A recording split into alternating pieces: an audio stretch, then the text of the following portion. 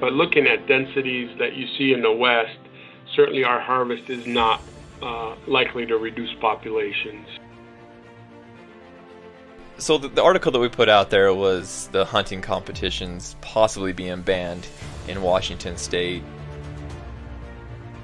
Yeah, coyotes, foxes, fur-bearing animals usually that may either be unclassified in our rules or don't have a bag limit under our rules.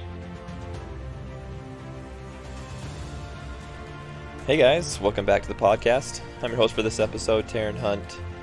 As always, I want to start the podcast off with thanking our sponsor, Vortex Optics. They're an awesome sponsor. We're grateful for them. They got some cool new stuff out. If you haven't seen their new scope, it's pretty fantastic. You need to check it out. As well as their new Vortex Wear line. I've been talking about some of this new apparel that they were coming out with, and they have released that. So if you haven't seen that, go check it out. They have an Instagram page. I believe it's Vortex Wear. So go check that out and get some new apparel from them, as well as check out their optics. On today's podcast, I sit down with Anis Aoude of the Washington Fish and Game. Anis and I talk about the ban on hunting competitions, or I should say the possible ban on hunting competitions in Washington State. It's a pretty quick podcast, but he shares some great information about the reason behind the ban and some of the details on it. So let us know what you guys think. Let us know if you like it. As always, please subscribe to the podcast. Leave us comments, send us messages, let us know what questions you have, or if there's any podcasts that you would like to see us do in the future. Thanks guys, appreciate all your support.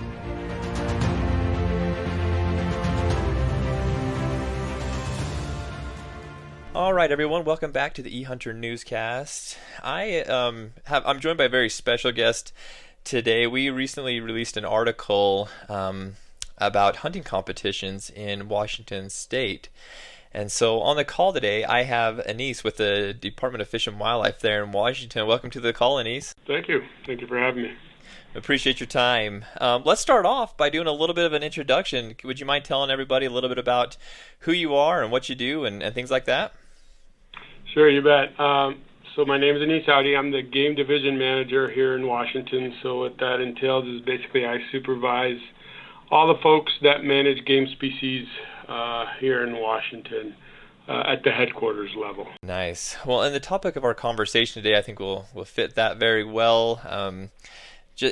So the article that we put out there was the hunting competitions possibly being banned in Washington State. And when we put that article up on the website and put it on social media, we got quite a bit of feedback on that, pro and cons, everybody had their opinions on it, and so I thought it'd be great to bring it to you and ask you some questions about it. Sure. And I guess the first question I have, I'm not super familiar with Washington. I live in Colorado, and we do some hunting competitions here, but what are some of the hunting competitions that Washington State has there? Well, really, I'm not familiar with the actual competitions themselves. We do administer them through a permit, so we issue from 1 to 6 permits annually, at least in the past few years. The most we've ever issued is 6, and the fewest is 1, and I think last year we had 2. So usually they encompass, 1 to 12 counties, depending on the size of them. Usually it's 2 or 3 counties that are involved, and basically the majority of them are keyed around species that don't have a bag limit, so things like coyotes, foxes, bobcats, but we do have one that's almost annual that includes all game species, and most of those are biggest antler or largest horns or things like that. So those are the kind of contests that we're talking about. Yeah, okay. So, and that's kind of what I figured it would be. I'm very familiar with the coyote competitions. I've participated in several of those in Utah. They're a lot of fun. I enjoy them, and I have a good time with them. And so, are there any upland game competitions up there? Not that I know of. So just to be clear, even though some of these are competitions, they still have to abide by the laws of the game species rules. So basically, if there's a bag limit of 6,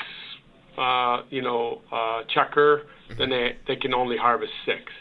The only thing that makes the competitions for the species that don't have a numeric bag limit is basically the fact that you can kill as many as you possibly could, and so that probably promotes a competition more than something that has a specific bag limit. Gotcha. Does that make sense? Yeah, absolutely. And I think that's why a lot of the times they do those competitions are on those species that don't have a bag limit, is kind of control, at least try to control some of those numbers and decrease that population. So that's the premise, yeah. Gotcha. So in our article that we put out, we talked about the possibility of the DFW possibly banning competitions, and that's really where I'd like to spend the majority of our conversation, and just try to maybe help people understand kind of the background on why that ban is a possibility, maybe the purposes of that ban. Can you tell us a little bit of information on that? Sure. So this probably started maybe more than a year ago, where we got some user groups that were interested in this and kind of asked us to give them more information, and then the commission got interested as well. So we made some presentations to the commission about what these contests are, what they entail, and all of that. So from that, the commission asked us to look at the rule and to look at, like you said, maybe banning the contest, or maybe not having prizes, or maybe just banning the numerical part of it. So those are kind of the things that they're thinking about. I don't think they have any problem with contests that are looking at the largest antlers or horns or things. I think the main issue is with contests that have a numerical aspect to them. Okay, so more like the coyote type, coyote coyotes, foxes, fur-bearing animals usually that may either be unclassified in our rules or don't have a bag limit under our rules. Okay.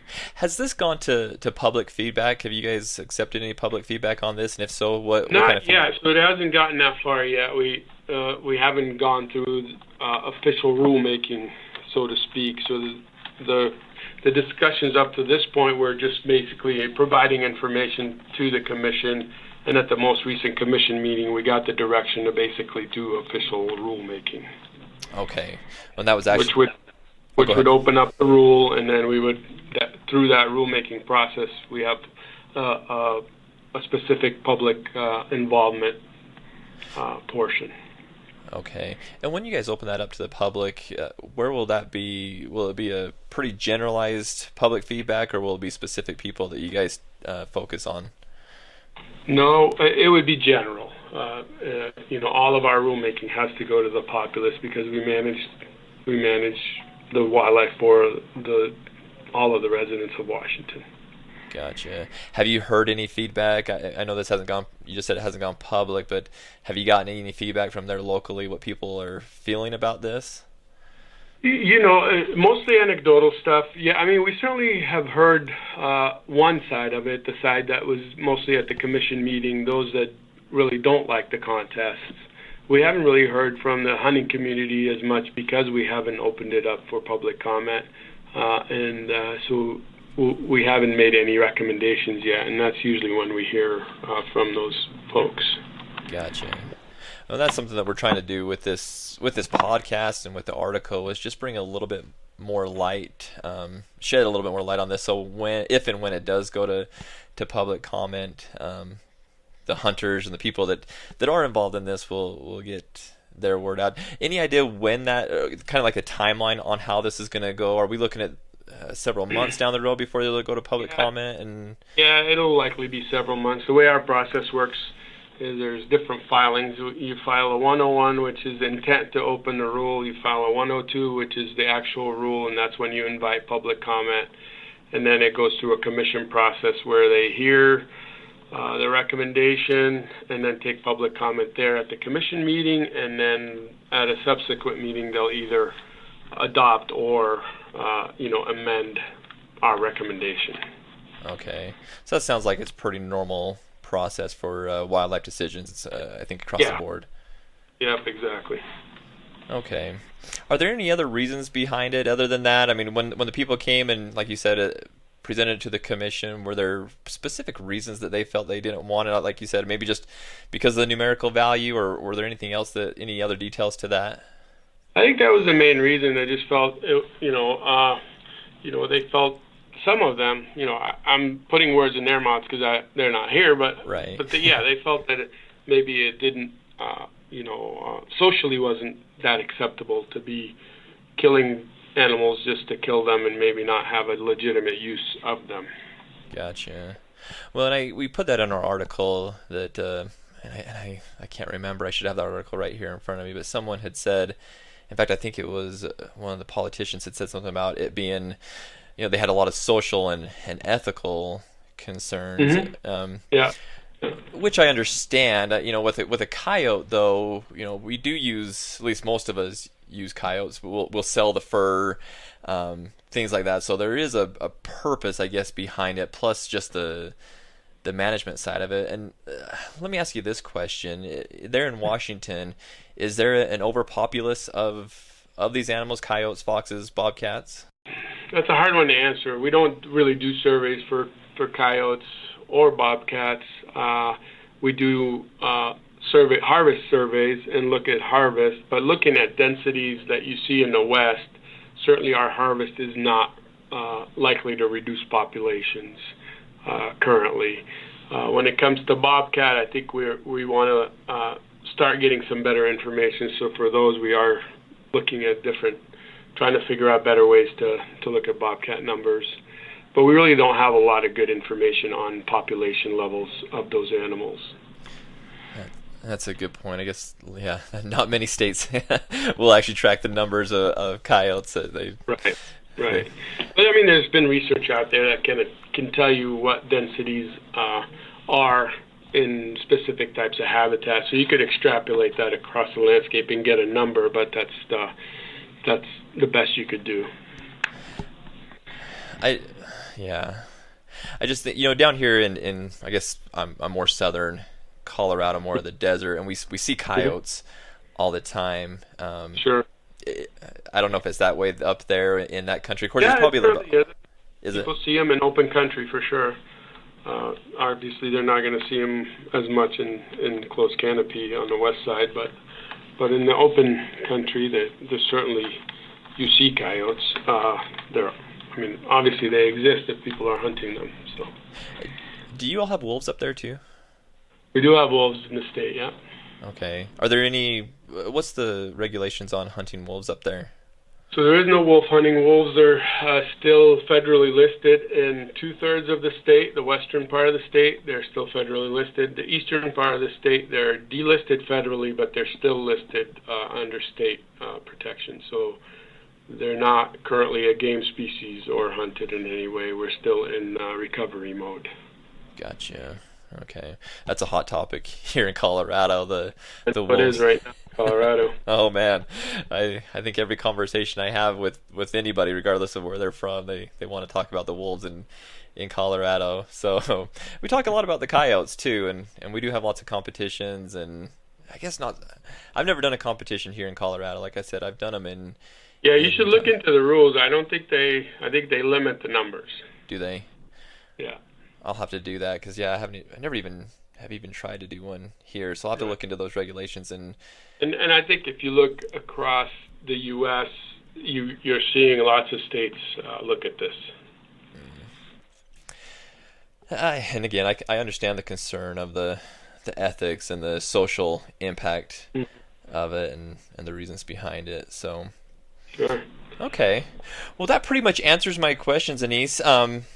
I appreciate you taking the time with me today to talk about this. And we don't get a lot of Washington news and a lot of information, but we have a lot of listeners and subscribers to the website that are from Washington. And like I said, we got a lot of feedback on this. They were just concerned that some of these competitions would go away, and as hunters, we're always looking for opportunities to to get out in the outdoors, hunt and fish. Right. And I don't know if these contests do go away, and if I'm not saying that they will, I don't know that that'll diminish the ability to be able to still go out and hunt coyote.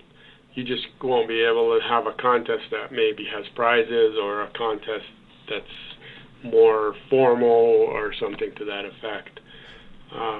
So, I mean, we're not banning coyote hunting. We're just limiting maybe the contests as an option. And I'm not saying that that's what's going to occur. I'm saying those are the things we were considering. Mm-hmm. Well, that's actually really comforting. I think that was one of the questions that I had received was, is there a possibility that coyote hunting would go away? Or actually, I think they even said coyote, bobcat, and fox hunting would possibly go away in Washington. And this was just kind of the start. I know that's kind of doomsday type of an approach to it. But and this rule is very specific to contests, and it's a very short rule. So we're not thinking about more broad rulemaking than that right now. Good. Well, awesome. Well, again, I appreciate you jumping on, and I encourage anybody, as you're, especially the residents of Washington, as this comes to public comment, please, put your comment out there. Let everybody know your opinions on it. If you feel like it's something that should be banned or shouldn't be banned, make sure that you voice your opinion. Yeah. But Anis, really quickly before I let you go, where's the best place for people to find information? I mean, on our site, ehunter.com, we'll try to continue to put information on this, but where's the best place to go to get information regarding this legislation? So basically, on our website is the best place. We in the game portion of the website, there is a rulemaking part. So when that does come out, it'll be on that portion. And we also will usually send out press releases and all these other things to inform people that it's occurring. Okay. Do you guys have an email list that kind of blast emails that go out? We don't. No, we don't usually do that. Okay. All right. So the best place is just to stay on that website then and look for updates. Yeah. Okay. And like I said, we do have a little bit of a not a little bit, but with social media presence. So we'll put it on our Facebook and stuff like that. So. Oh, that's really good to know. I think that's where a lot of us get our news nowadays. Not many of us go to, directly to the websites at time. Sure. Yeah. So you go to social media for everything that we need nowadays. Yeah. So, well, cool, Anis. Well, I will let you get back to your day. Again, I appreciate you taking the time with me today. Appreciate all that you guys are doing there. And if this comes through and gets further on, you and I may have to hop on another podcast and talk more about it. Sounds good. Look forward to it. Cool. Thank you, sir. Have a great day. You too. Bye-bye. See ya. Bye. All right, guys. Thanks again for listening to our podcast. Appreciate all your support. And also want to just say to you guys, I hope you guys are staying safe out there and staying healthy. This whole coronavirus it's unreal, honestly. It's unprecedented. It's something that we've never seen before. The impact that it's having on our economy, on our social interactions, it really is just unreal. And so we just hope and pray that you guys are staying safe and staying healthy. And thank you so much for the support.